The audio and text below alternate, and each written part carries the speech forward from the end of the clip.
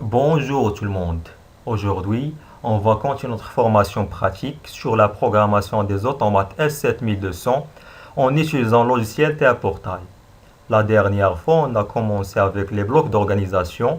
On a vu le bloc cyclique OB1. Aujourd'hui, on va voir le bloc de démarrage OB100. Mais tout d'abord, si vous êtes nouveau, n'hésitez pas à s'abonner sur notre chaîne et à activer la cloche de notification afin de recevoir tout nouveau tutoriel sur notre chaîne. Bien sûr, posez vos questions, vos remarques en commentaire et aimez et partagez nos vidéos avec vos amis. Notre sommaire est composé de trois grandes parties qui sont une présentation générale du bloc de démarrage Startup OB100. Deuxième étape, ça sera la programmation en utilisant le logiciel TA Portal et la simulation avec le logiciel PLC Sim. Et notre dernière étape, ça sera le chargement du programme vers l'API. Un OB de démarrage est un bloc d'organisation spécial qui s'exécute une fois au démarrage du programme.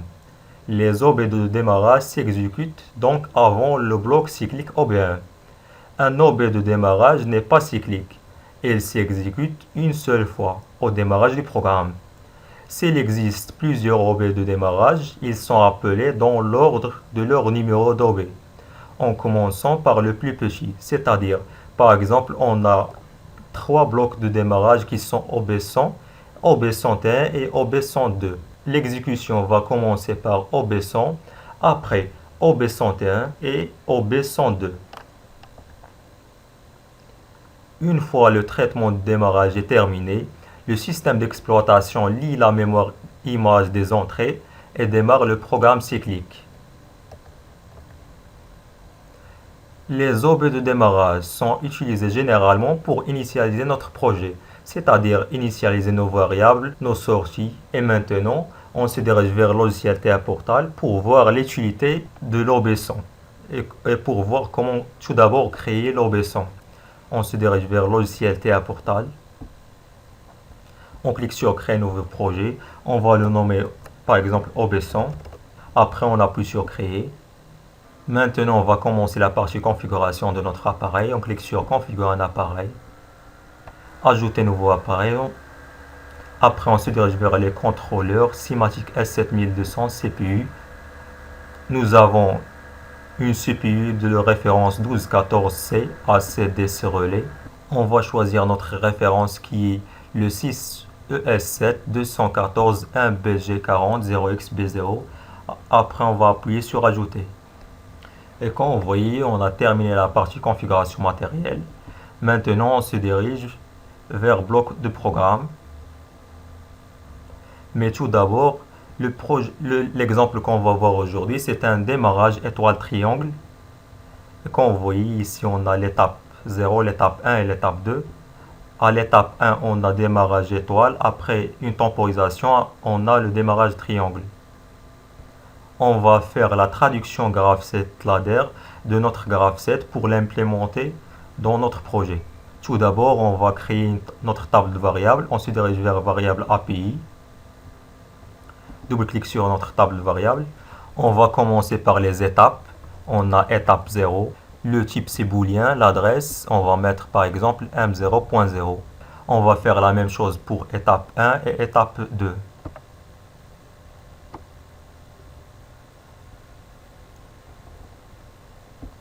Dans notre projet, on a besoin de deux entrées qui sont bouton marche et bouton d'arrêt. On va créer bouton marche. On va modifier son adresse qui est tout d'abord, on va mettre i. On va l'affecter i0.0. Et on valide. On va faire la même chose pour bouton d'arrêt. L'adresse c'est i0.1. Et pour notre graph7, on a besoin de trois sorties qui sont contact principal, contact étoile et contact triangle. On va commencer par contacteur principal. On va modifier son adresse. On va mettre q0.0.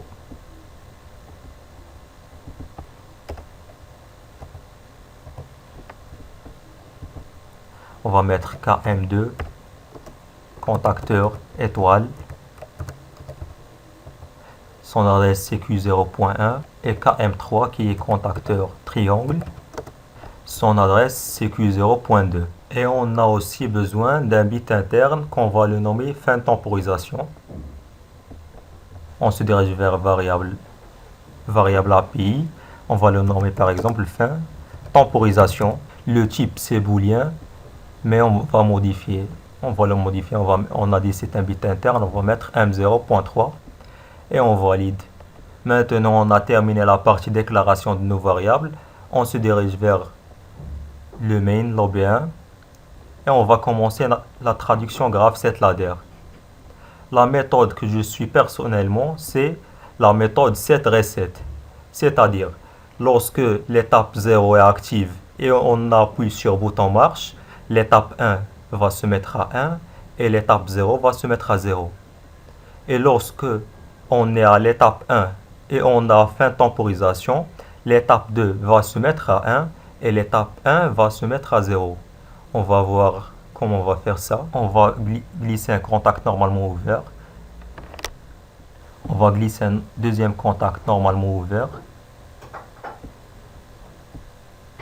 Après, on va mettre une boîte ouverte en parallèle avec une autre boîte. Boîte vide, je m'excuse, une boîte vide. Ici, on va mettre 7, c'est-à-dire mettre à 1. Ici, on va mettre reset, c'est-à-dire mettre à 0. On va copier notre réseau pour simplifier la programmation. Comme on a déjà dit, lorsqu'on est à l'étape 0 et on appuie sur le bouton marche, on va activer l'étape 1 et désactiver l'étape 0.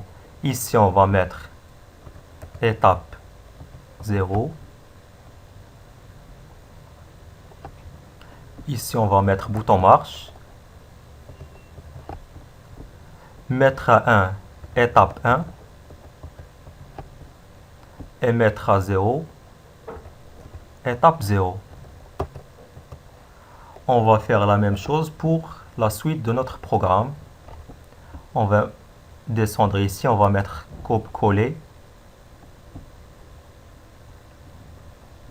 On va supprimer notre deuxième réseau. Et comme vous voyez, lorsqu'on est à l'étape 1 et on a fin temporisation, on va activer l'étape 2 et désactiver l'étape 1. C'est qu'on va faire ici. On est à l'étape 1 et on a fin temporisation. On va activer l'étape 2 et désactiver l'étape 1. On va faire la même chose pour notre dernière étape. On clique sur coller. Notre dernière étape, si on est à l'étape 2 et on appuie sur le bouton d'arrêt, on va activer l'étape 0 et désactiver l'étape 2. On va faire ici la même chose, étape 2. Après, on a appuyé sur le bouton arrêt. On va activer l'étape 0 et désactiver l'étape 2. On va passer à la deuxième étape de notre partie du traduction graph setLadder qui est l'affectation de nos sorties. On clique droit sur notre graph set. On clique sur insérer un nouveau réseau. On a trois sorties qui sont KM1, KM2 et KM3. Maintenant, on va ici glisser une sortie. On va la nommer par exemple KM1. C'est le contacteur principal. On doit chercher où le contacteur principal est actif. On se dirige vers notre graph set. Le contacteur principal est actif en étape 1 et en étape 2. Ici, on va mettre contact normalement ouvert en parallèle avec un autre contact normalement ouvert. On va nommer notre premier contact, c'est étape 1. Et notre deuxième contact, c'est étape 2. Notre deuxième sortie, ça sera le contacteur étoile. C'est KM2. KM2 est là active seulement à l'étape 1. Ici, on va mettre une sortie. KM2 que nous avons déjà créée. Elle est seulement active à l'étape 1. Ici, on va mettre étape 1. Notre dernière sortie, c'est le contacteur triangle et il est active à l'étape 2. On va descendre en bas. On va mettre ici une sortie. On va la nommer CKM3 que nous avons déjà créé dans notre table de variables. Ici, on va mettre un contact normalement ouvert.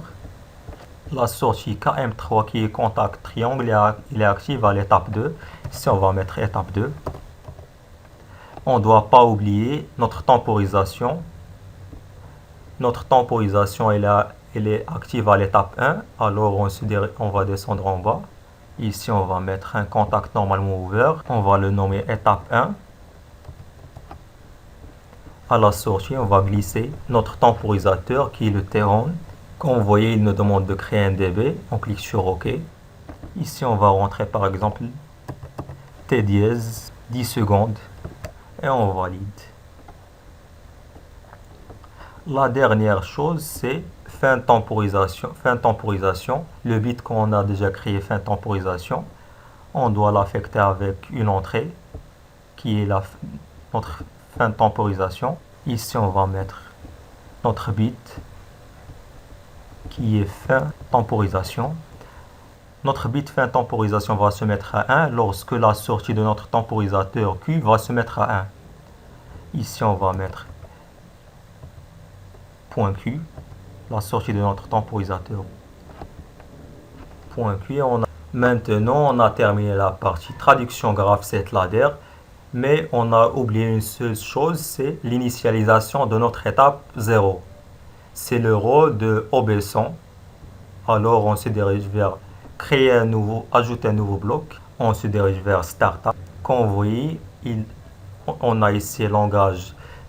On a trois choix pour le langage. On a ladder, logigramme et SCL. On va laisser ladder. On peut modifier le numéro. Maintenant, je vais le laisser automatique. Après, on clique sur OK. L'objectif de mon bloc obeson, c'est de mettre à 1 l'étape 0 au début de mon projet. Alors ici, je vais mettre un contact normalement fermé. On va mettre étape 0. Après, on va mettre notre fonction mettre à 1 de l'étape 0. La deuxième chose, c'est que au niveau de l'étape 0, lorsque l'étape 0 est active, tous les sorties doivent se mettre à 0. Pour cela, je vais mettre ici en parallèle 3 boîtes ouvertes. On va mettre la remise à 0 pour les 3 boîtes. Ici, je vais mettre la remise à 0 des 3 contacteurs qui sont KM1, KM2 et KM3. C'est-à-dire, lorsque on est à l'étape 0, les 3 contacteurs doivent se mettre à 0. Maintenant, on a terminé la partie programmation. On se dirige vers la partie simulation. On appuie sur démarrer simulation. Après, on va appuyer sur charger.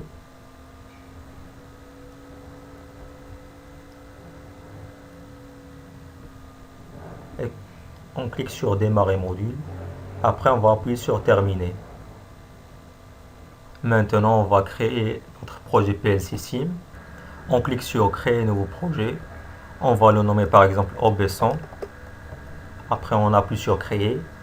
Et quand vous voyez notre projet obeson est créé avec succès, maintenant on va attendre l'établissement de la liaison entre projet PLC Sim et projet TA Portal. Et quand vous voyez la liaison est effectuée avec succès, avec 0 erreur.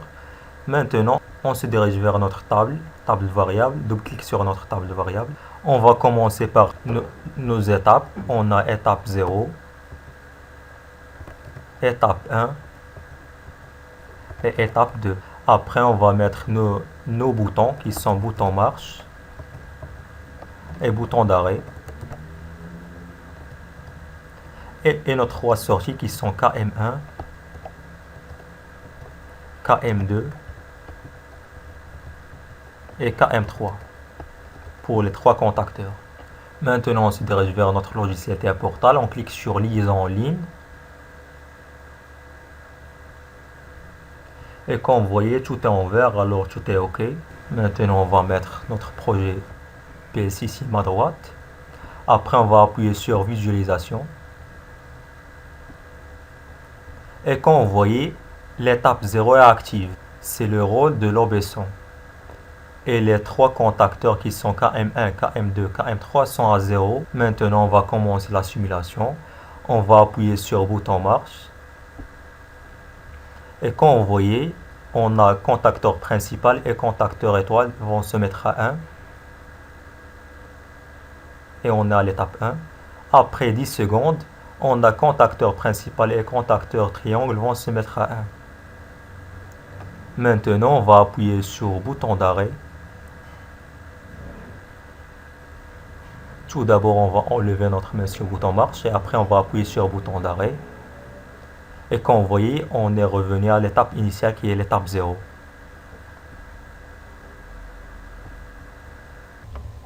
Et maintenant, on se dirige vers notre dernière étape qui est le chargement du programme vers l'API. Et comme vous voyez, on a déjà lié notre automate avec notre PC en utilisant le câble RJ45.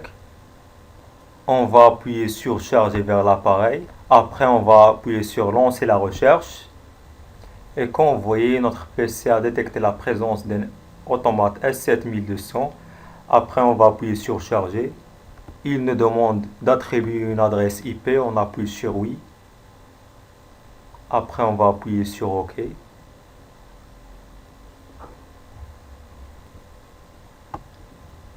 Après, on va appuyer sur poursuivre sans synchronisation.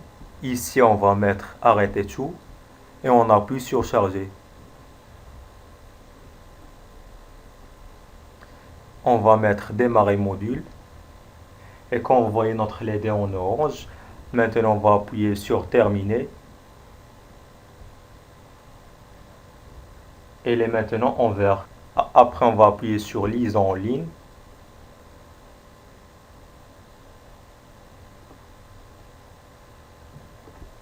Et quand vous voyez tout est en vert, alors tout est OK. On appuie sur visualisation. On est à l'état 0. Et comme vous voyez, on a notre sélecteur. Position 1 de notre sélecteur, c'est bouton marche. Et position 2 de notre sélecteur, c'est bouton d'arrêt. On a ici notre lampe qui va jouer le rôle de contacteur principal. Notre deuxième contacteur, c'est contacteur étoile. Et notre troisième contacteur, c'est contacteur triangle. Maintenant, on va appuyer sur bouton marche. Et quand vous voyez, notre lampe va se mettre à 1 et notre contacteur étoile va se mettre à 1. Après 10 secondes, on va attendre 10 secondes. Et quand vous voyez, on a notre contacteur principal qui reste à 1 et notre contacteur triangle qui va se mettre à 1. Maintenant, on va appuyer sur bouton d'arrêt. Et quand vous voyez, tout est arrêté. On va refaire la même chose. On va appuyer sur bouton marche. Et quand vous voyez, la lampe qui va jouer le rôle du contacteur principal se met à 1 et notre contacteur étoile est à 1. Après 10 secondes, on va attendre maintenant 10 secondes. Et quand vous voyez, le contacteur triangle se met à 1 et le contacteur principal reste à 1. Et merci pour votre attention.